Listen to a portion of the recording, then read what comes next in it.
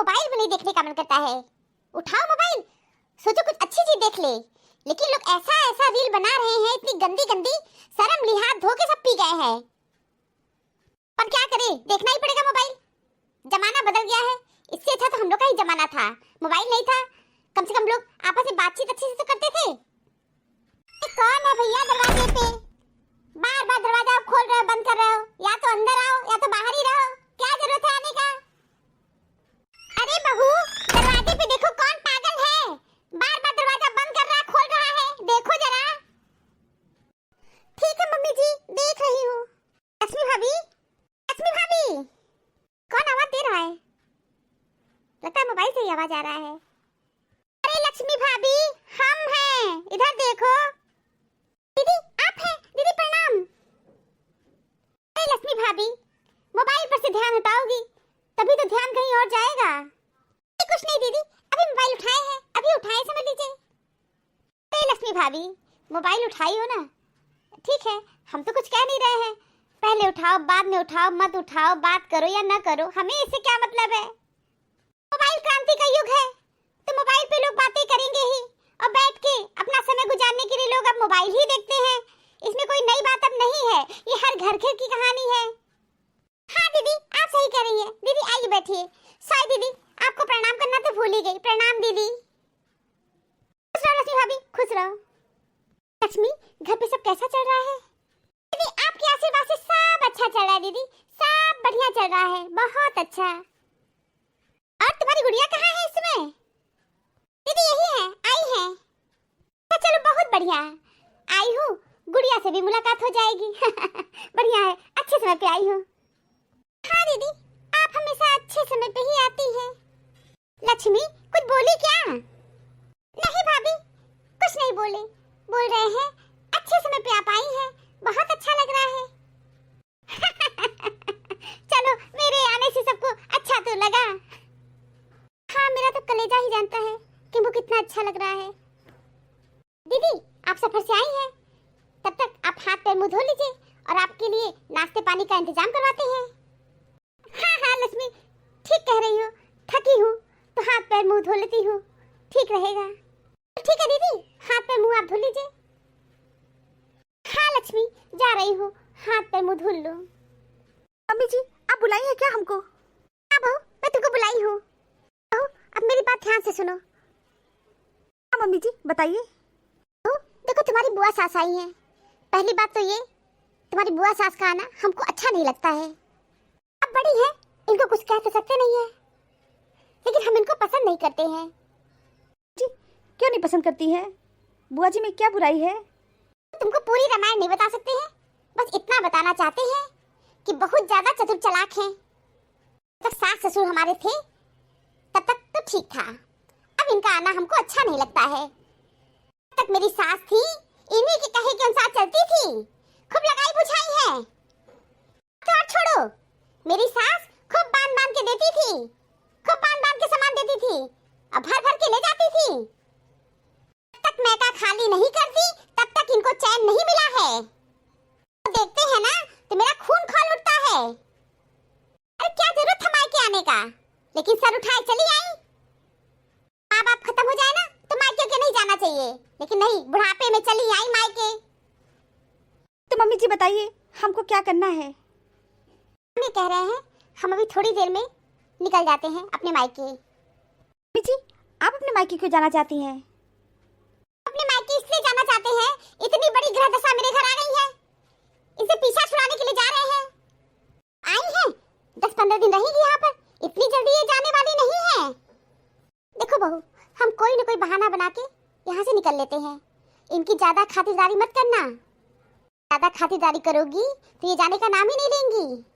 तो कोई इनको बहाना बना देना, कह देना मम्मी जी नहीं है, आप लोग के यहाँ क्या करेंगी, और इनको जाने को कह देना।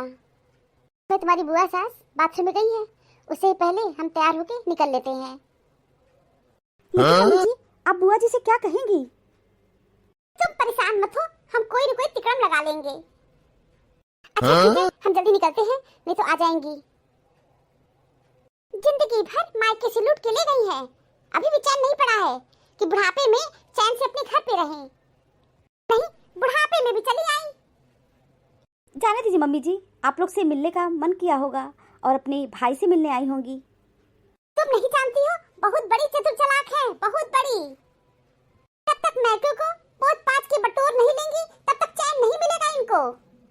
ठीक है हम चलते हैं, नहीं तुमको देर हो जाएगा। जी तो क्या जाते वक्त बुआ जी से आप मिलेंगी भी नहीं? नहीं नहीं, इनका हम शक्ल भी नहीं देखना चाहते हैं, बिल्कुल शक्ल नहीं देखना चाहते हैं। जब मैं इस घर में दुल्हन बन के आई थी तो समझ लो मैं इतना काम करती थी, मगर ये लोग, ये मेरी ननद इतना चुगली चपाटी सास से लगाती थी ना, हमेशा घर में कलह कलेश होता था, बहुत कलह कलेश होता था। और जानती हो बहू, तुम्हारे भैया के भी कान ये लोग भरती थी, बहुत कान भरती थी। जाने दीजिए मम्मी जी, उसमें का जमाना ही कुछ और था, लेकिन अब तो बुआ जी बहुत चेंज हो गई हैं। तुम नहीं जानती हो, बहुत बड़ी नागिन है ये, बहुत बड़ी नागिन है। ठीक है हम चलते हैं, नहीं तो पूरी कहानी सुनाने में ना आ जाएंगी। सका तो हम देखना ही नहीं चाहते हैं। चलो ठीक है बहू, हम निकल रहे हैं। मम्मी जी कपड़े तो चेंज कर लीजिए। कपड़े चेंज करने का समय नहीं है, मैं कहीं से जाना है, हमें वहाँ कोई प्रॉब्लम नहीं है।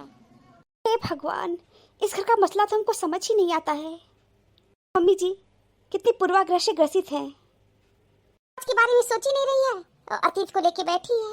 हे भगवान, अब मैं क्या करूं, मुझे तो समझ ही नहीं आ रहा है। और मैं कैसे बुआ जी को कह दूंगी कि बुआ जी आप जाइए यहाँ से? मैं तो नहीं कह पाऊंगी, बिल्कुल भी नहीं कहूंगी। हे भगवान, क्या करूं मैं? मेरे मायके में ये सब तो होता ही नहीं था। मेरी मम्मी और बुआ जी में बहुत अच्छे संबंध थे, कितने अच्छे से आपस में एक दूसरे से लोग मिलते थे। यहाँ तो हे भगवान 36 का आंकड़ा है। हे भगवान, सब कुछ अच्छा करना और मैं भी कुछ अच्छा कर पाऊं। बुआ जी चाय कैसी बनी है? बहू चाय बहुत अच्छी बनाई हो। बहू लक्ष्मी भाभी नहीं दिखाई दे रही है। बुआ जी मम्मी जी को ना मायके से फोन आ गया था और उनकी मम्मी की तबीयत नहीं ठीक है, इसीलिए वो चली गई। क्या लक्ष्मी चली गई और हमसे मिली भी नहीं, हमको बताई भी नहीं?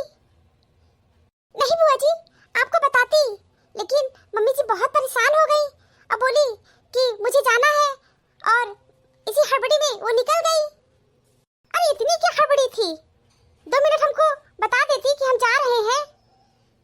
लेकिन ठीक है, सास ननंदा घर आनंदा, कोई है नहीं रोकने टोकने वाला, अपने मन की हो गई है तो करेंगे ही अपने मन का।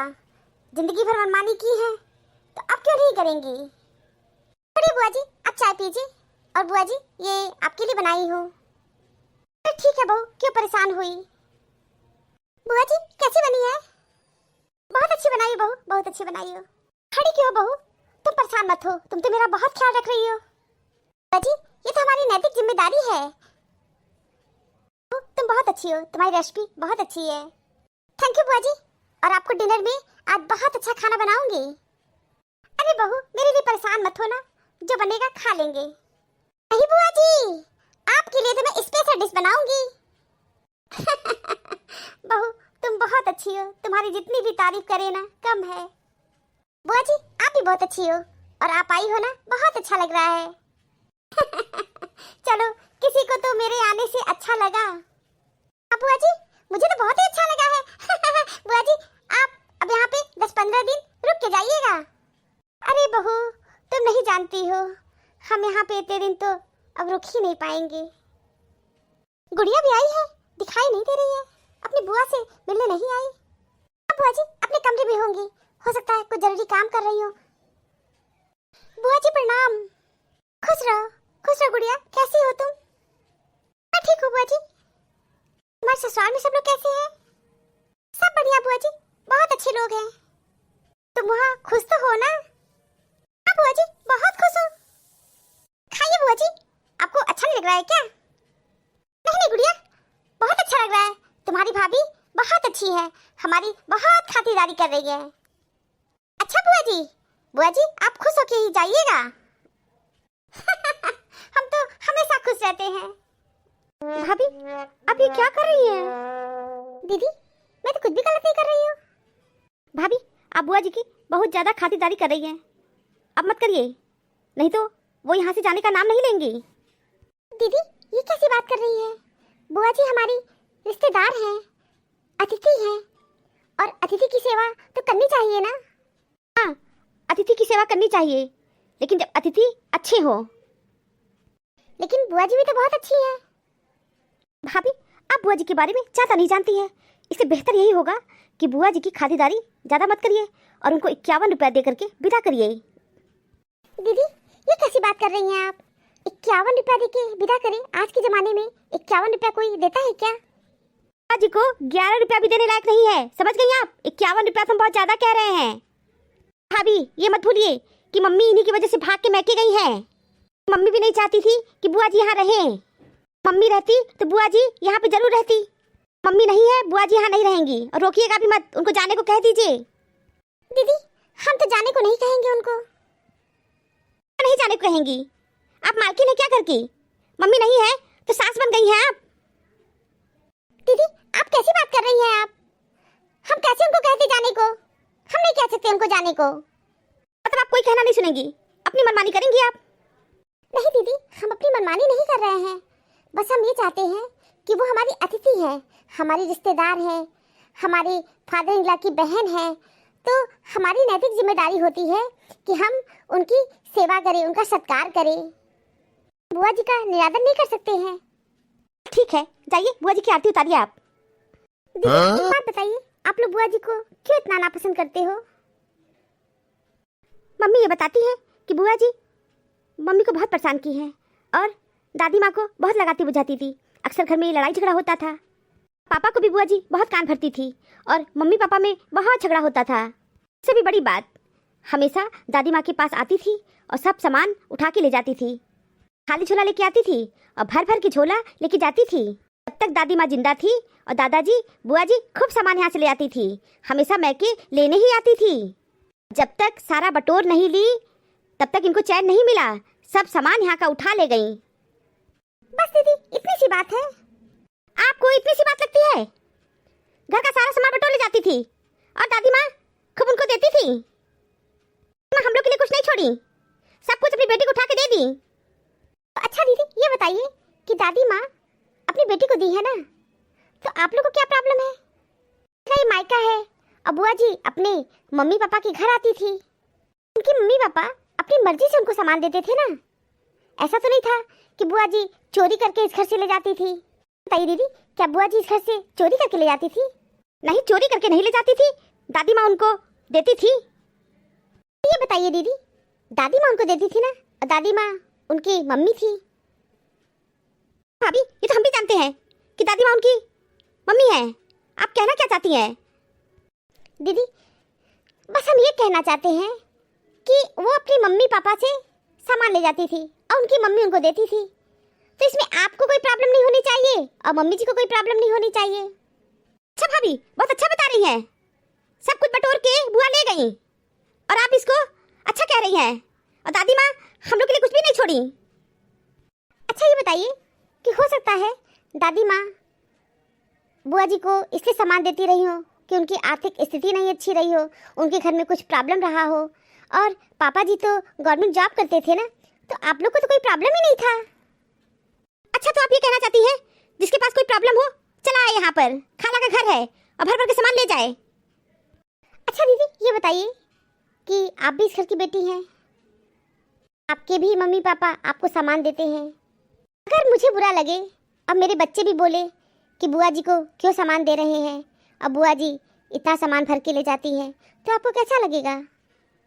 बताइए दीदी, अगर मेरे बच्चे बोलेंगे तो क्या आपको अच्छा लगेगा? तो बताइए दीदी, अगर मेरे बच्चे बोले कि बुआ जी को क्यों सामान दिया जा रहा है, उनको ये सब सामान नहीं ले जाना चाहिए और बुआ जी भर भर के ले जाती हैं, तो क्या आपको अच्छा लगेगा? नहीं भाभी, मुझे तो अच्छा नहीं लगेगा। और आपके बच्चे क्यों बोलेंगे? ये मेरा घर है और मेरे मम्मी पापा हैं। दीदी बस इतनी सी ही बात है। बहुत अच्छा बोली आप कि मेरे बच्चे क्यों बोलेंगे, और उनको बोलना भी नहीं चाहिए। ये आपका घर है और आपके मम्मी पापा हैं। तो दीदी आप भी मत बोलिए, ये बुआ जी का घर है, सामान उनके मम्मी पापा देते थे, किसी को बोलना भी नहीं चाहिए। दीदी जरा बताइए, अभी मैं बोली हूँ कि आपके भतीजा भतीजी भी अगर आपको बोलेंगे तो आपको अच्छा नहीं लगेगा। आप ये सुन के आपको अच्छा नहीं लग रहा, अगर बोलेंगे तो आपको कैसा लगेगा। हाँ भाभी, बात तो आप बिल्कुल सही कह रही हैं कि अच्छा तो बिल्कुल भी नहीं लगेगा, बिल्कुल भी अच्छा नहीं लगेगा। तो बताइए भाभी, क्या करना चाहिए हम लोग को? मम्मी तो हमको फ़ोन करके कही थी बुआ जी को रोकना मत। दीदी, मम्मी जी तो यहाँ नहीं है, हम आप हैं, तो हम लोग ऐसा व्यवहार किया जाए कि बुआ जी को कुछ भी गलत न लगे और उनको तकलीफ भी न हो, उनको बुरा न लगे, उनके साथ अच्छे से हम लोग पेश आएँ। बुआ जी जितने दिन यहाँ रुकना चाहती हैं रुकें, फिर उनको अपने घर से जाना ही है। हाँ भाभी, ये ठीक रहेगा।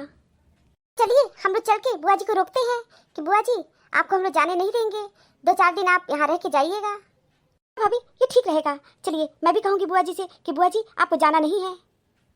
अच्छा भी है, मम्मी नहीं है, हम लोग बुआ जी की खूब खातिरदारी करेंगे। दीदी ये ठीक रहेगा, हमको बहुत अच्छा लगा कि आप बात बहुत जल्दी समझ गई। चलिए हम लोग बुआ जी को रोकते हैं।